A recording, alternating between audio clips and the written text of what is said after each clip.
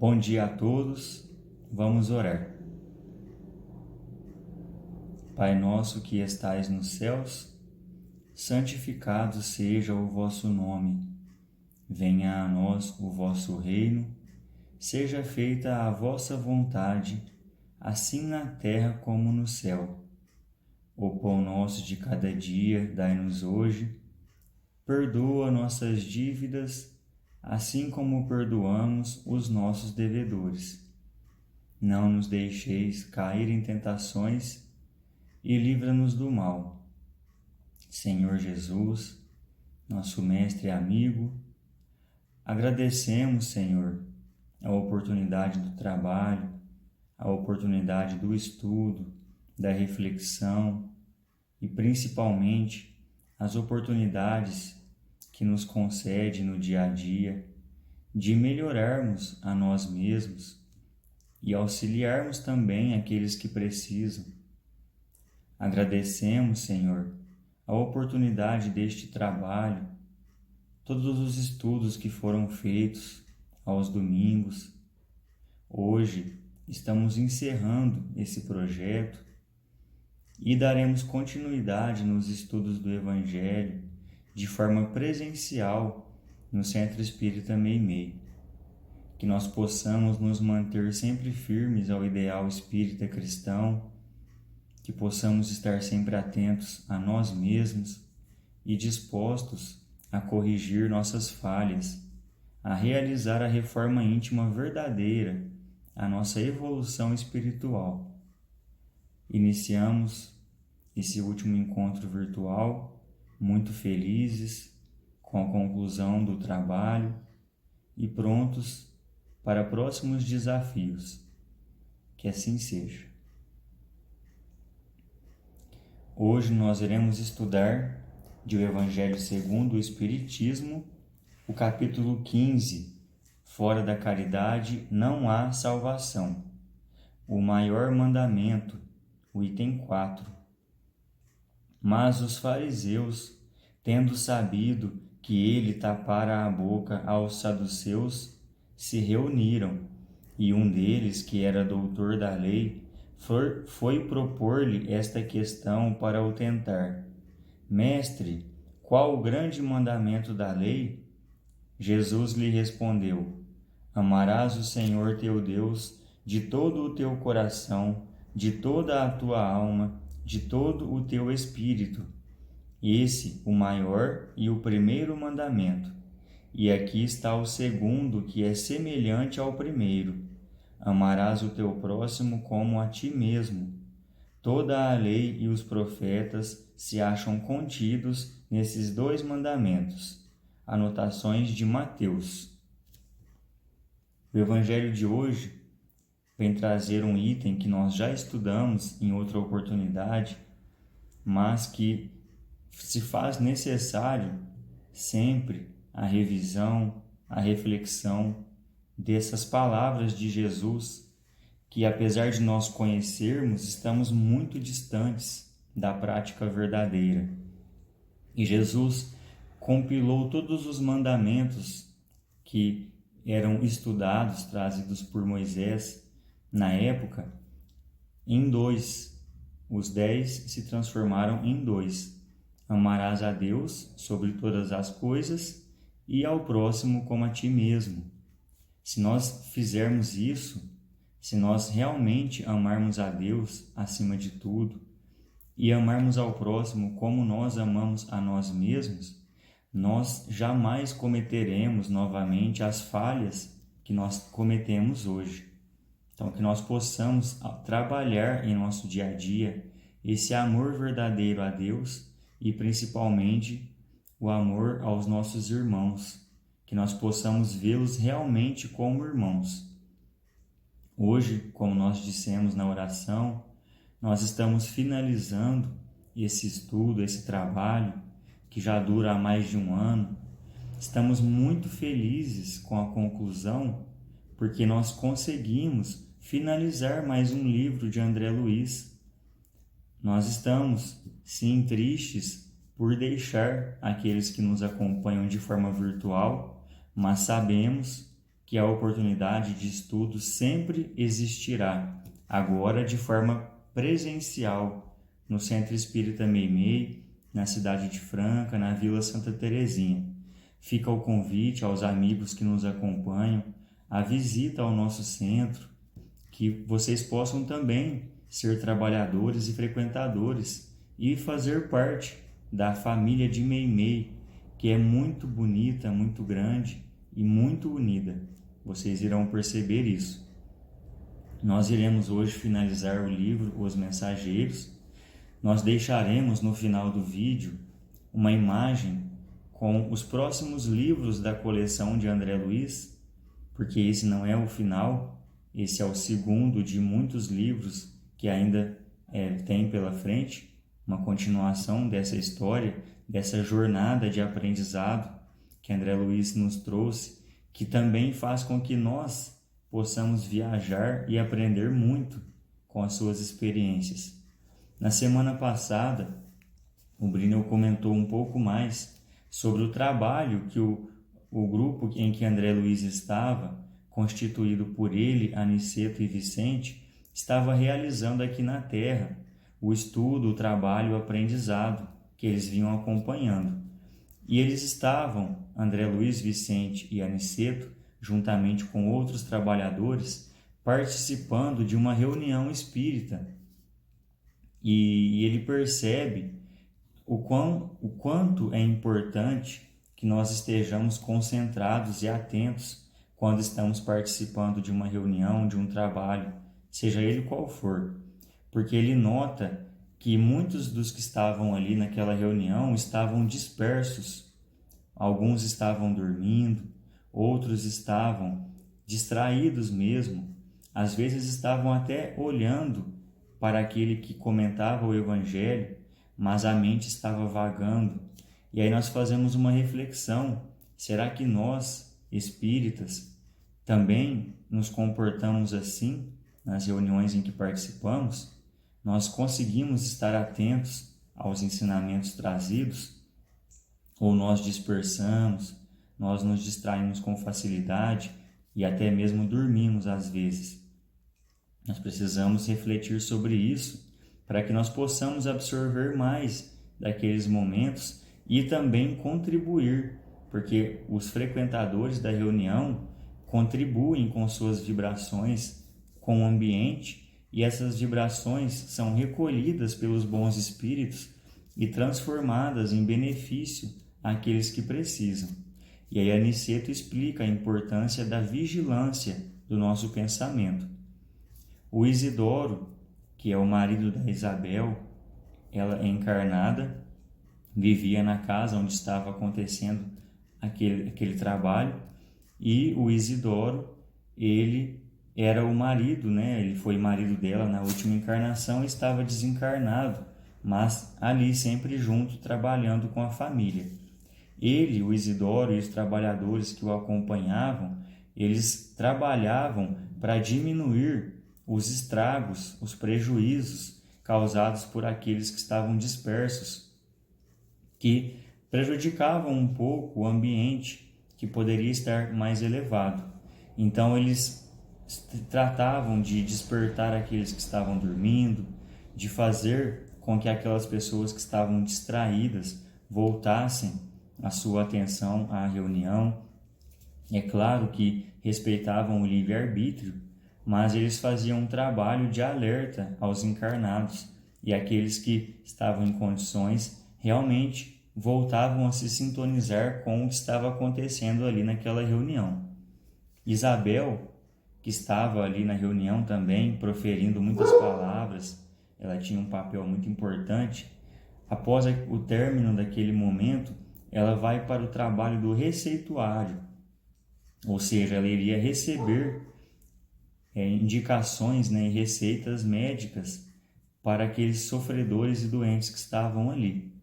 E nesse momento em que esse trabalho estava acontecendo, uma senhora desencarnada, um espírito, ela se aproxima de Isidoro e pede autorização para que ela pudesse utilizar daquele momento para que a médium, através da sua influência, pudesse falar algumas palavras para o seu filho que estava presente na reunião e que precisava muito daquelas palavras.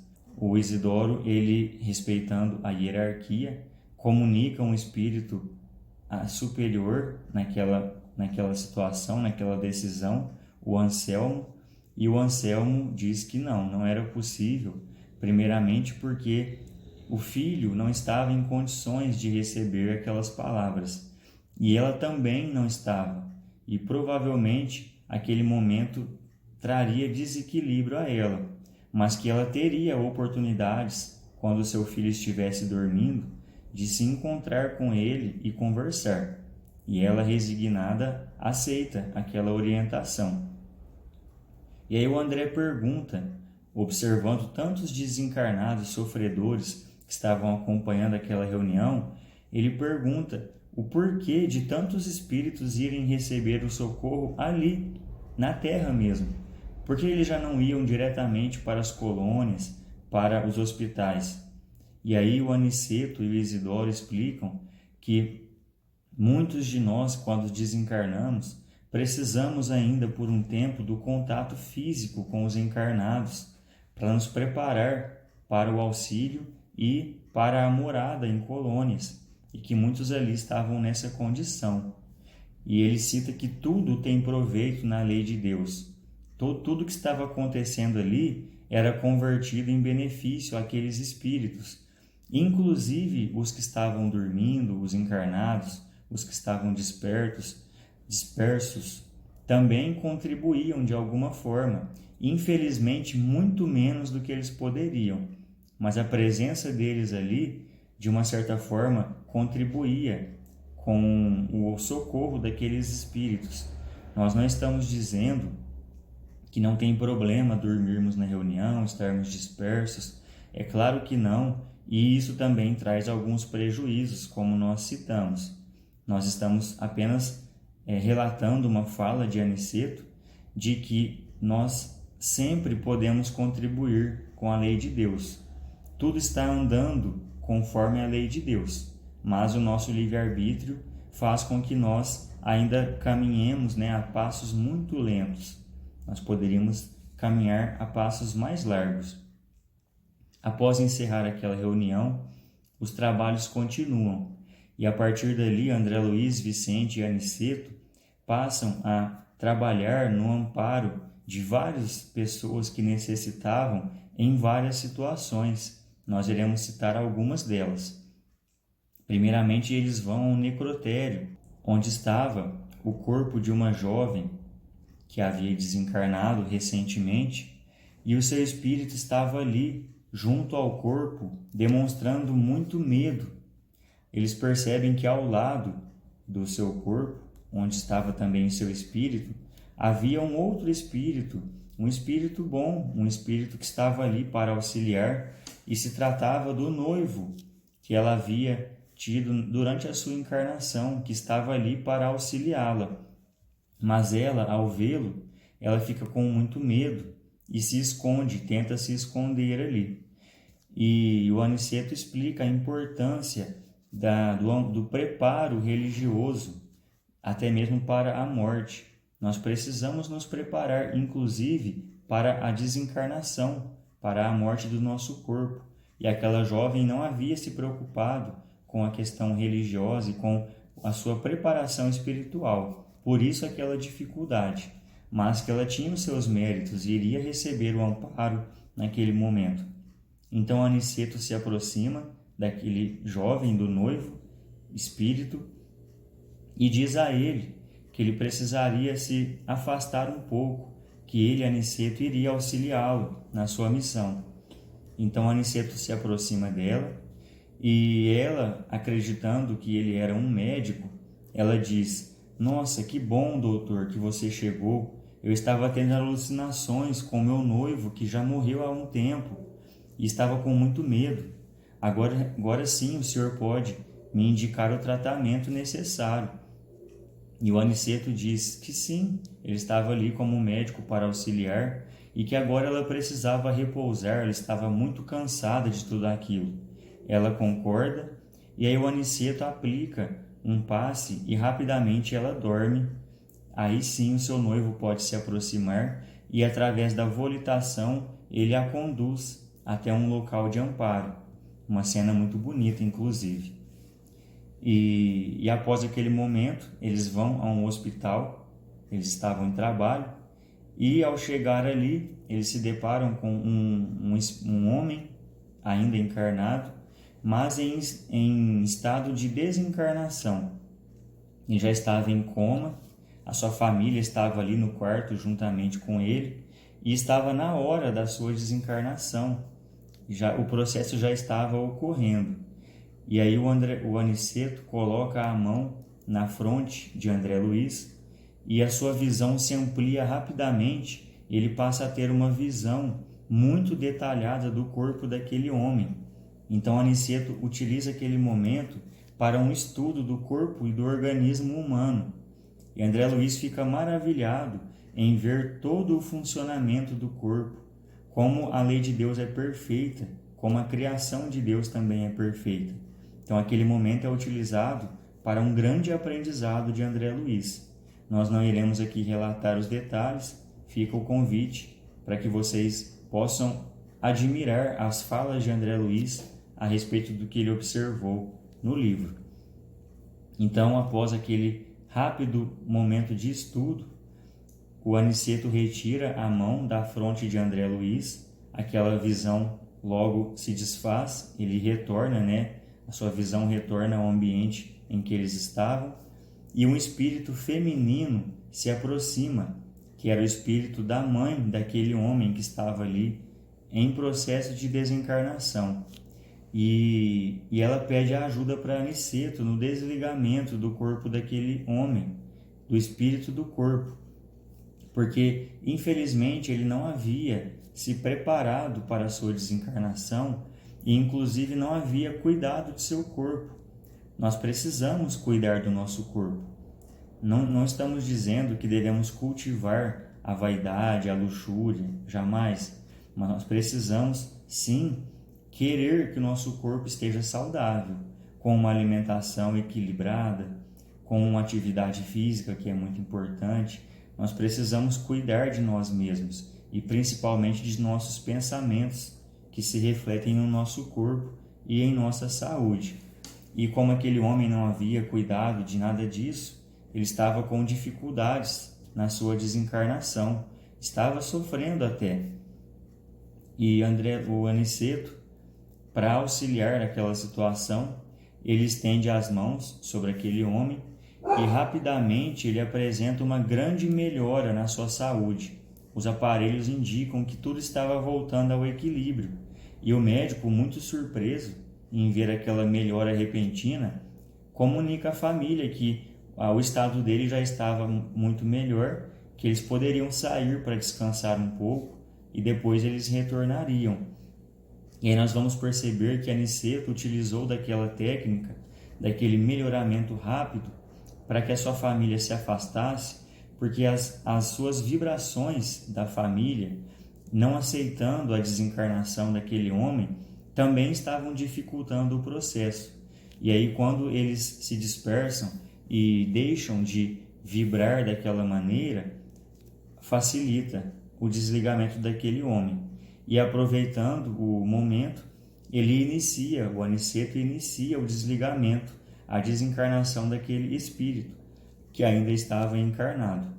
E André Luiz cita que o desligamento do corpo e do espírito se inicia pelos pés e vai se direcionando à cabeça. Então, primeiramente, os pés se desligam do corpo, aos poucos, através de técnicas que Aniceto dominava, e o desligamento vai acontecendo, e aí rapidamente os aparelhos indicam a desencarnação daquele homem e a família retorna desesperada, mas realmente ele já havia sido desligado do corpo. André Luiz cita que muitos outros atendimentos foram feitos naquela noite, até que chega a hora de encerrar os trabalhos. Todo aquele aprendizado, aqueles momentos estavam terminando. E é o momento, inclusive, da despedida. E aí Aniceto, eles se reúnem num local para aquela despedida aqui na terra mesmo, e Aniceto lê um trecho da Bíblia de Provérbios, Provérbios de Salomão. Ele lê o capítulo 2, versículo 1 a 5, que diz o seguinte: Filho meu, se aceitares as minhas palavras e guardares contigo os meus mandamentos, para fazeres atento à sabedoria o teu ouvido, e para inclinares o teu coração ao entendimento, e se clamares por entendimento e por inteligência alçares a tua voz, se como a prata a buscares e como a tesouros ocultos a procurares, então entenderás o temor do Senhor e acharás o conhecimento de Deus. Fica mais um ensinamento de Aniceto, mesmo naquele momento de despedida. A Isabel, que residia, encarnada naquela casa, que era uma oficina de Nosso Lar, onde aconteciam muitos trabalhos, ela chega até aquele local, juntamente com Isidoro, ela em espírito, através do sono, para agradecer a Aniceto as oportunidades de aprendizado que ele oferecia a eles e que, inclusive, de acordo com ela, fortalecia muito os dois, que nesse momento viviam de uma certa forma separados. Fisicamente falando, ela não tinha a presença física dele, mas ele estava sempre ali trabalhando junto à família e Aniceto auxiliava no fortalecimento deles. E Aniceto, para finalmente encerrar aquele trabalho, ele faz uma oração com as seguintes palavras: Senhor, ensina-nos a receber as bênçãos do serviço. Ainda não sabemos, amado Jesus, compreender a extensão do trabalho que nos confiaste. Permite, Senhor, possamos formar em nossa alma a convicção de que a obra do mundo te pertence, a fim de que a vaidade não se insinue em nossos corações com as aparências do bem. Dá-nos, Mestre, o espírito de consagração aos nossos deveres e desapego aos resultados que pertencem ao teu amor. Ensina-nos a agir sem as algemas das paixões, para que reconheçamos os teus santos objetivos. Senhor amorável, ajuda-nos a ser teus leais servidores. Mestre amoroso, concede-nos ainda as tuas lições. Juiz reto, conduze-nos aos caminhos direitos. Médico sublime, restaura-nos a saúde. Pastor compassivo, guia-nos à frente das águas vivas. Engenheiro sábio, dá-nos teu roteiro. Administrador generoso, inspira-nos a tarefa. Semeador do bem, ensina-nos a cultivar o campo de nossas almas. Carpinteiro divino, auxilia-nos a construir nossa casa eterna. Oleiro cuidadoso, corrige-nos o vaso do coração. Amigo desvelado, sê indulgente ainda para com as nossas fraquezas. Príncipe da paz, compadece-te de nosso espírito frágil. Abre nossos olhos e mostra-nos a estrada do teu reino. Ele mostra o seu amor a Jesus e realmente que o trabalho era dedicado ao Mestre, a Deus, e muito emocionado, ele realmente encerra os trabalhos, agradece muito a atenção, o empenho de todos, e André Luiz, através de uma caravana que se dirigiria a Nosso Lar, retorna à colônia para continuar os seus trabalhos, como vocês verão nos próximos livros. Mais uma vez nós agradecemos a oportunidade, é com muita emoção que nós encerramos, pelo menos por enquanto, esse trabalho virtual.